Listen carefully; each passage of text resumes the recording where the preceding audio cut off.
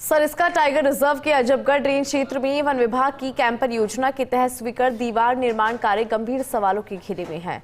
बूजा से सरसा माता तक प्रस्तावित 1 किलोमीटर लंबी और 6 फीट ऊंची पक्की दीवार के निर्माण पर करीब 40 लाख रुपए खर्च किए जाने थे। इस कार्य के लिए उप संरक्षक वन्यजीव जयपुर ओम प्रकाश शर्मा ने औपचारिक आदेश जारी किए थे। नियम के अनुसार ठेकेदार को दीवार निर्माण के लिए पत्थर बाहर से लाने थे, लेकिन आरोप है कि पत्थरों की आपूर्ति जंगल के अंदर से अवैध खनन कर करवाई जा रही है। उसी के ऊपर है यह रिपोर्ट। सरिस्का में रेंजर और वनपाल पर मिली भगत कर रोजाना बड़े पैमाने पर खनन कराने का आरोप है। आरोपों के अनुसार जंगल में जेसीबी मशीन और 5 ट्रैक्टरों को नियमित रूप से प्रवेश दिया जाता है। खनन के दौरान अस्थायी गेट को बंद कर दिया जाता है, जिससे बाहरी लोगों को किसी प्रकार का संदेह न हो। इसके बाद जेसीबी से पत्थर भरकर सभी ट्रैक्टरों को एक साथ दीवार निर्माण स्थल तक पहुंचाया जाता है। पूरी प्रक्रिया की निगरानी रखी जाती है। हैरानी की बात तो यह है कि यह खनन कार्य सरिस्का टाइगर रिजर्व के उस क्षेत्र में हो रहा है जहां टाइगर और अन्य वन्य जीवों का नियमित मूवमेंट रहता है। दीवार निर्माण कार्य सवालों के घेरे में। अजबगढ़ रेंज में वन विभाग की कैंपर योजना के तहत दीवार को मिली स्वीकृति। रेंजर और वनपाल पर ठेकेदार से मिली भगत कर जंगल में अवैध खनन का आरोप।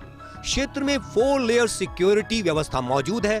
पहली परत में तिराहों पर चौकसी, दूसरी में मुख्य सड़क पर तारबंदी, तीसरी में तलाई की पाल और कीकर की आड़, चौथी परत में तीनों रास्तों पर वन विभाग के कार्यालय हैं मौजूद। एक मार्ग पर 4 किलोमीटर दूर रेंज ऑफिस, दूसरे पर 2 किलोमीटर दूर वनपाल नाका, तीसरे मार्ग पर 1 किलोमीटर दूर वन रक्षक चौकी मौजूद।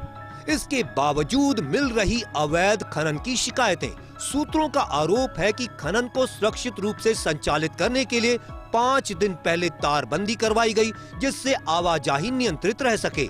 अधिकारी के औचक निरीक्षण करने पर मौके पर अवैध खनन मिलने की संभावना। दीवार निर्माण शुरू होने के बाद से रोजाना खनन जारी बताया जा रहा। मामले में संबंधित वनपाल का नाम पहले भी अवैध खनन से जुड़ चुका है। आरोप है कि पूर्व में भी योजनाबद्ध तरीके से खनन करवाने, प्लांटेशन को क्षतिग्रस्त करने और जेसीबी से अवैध रास्ते बनवाने के मामलों में उसे दंडित किया गया था।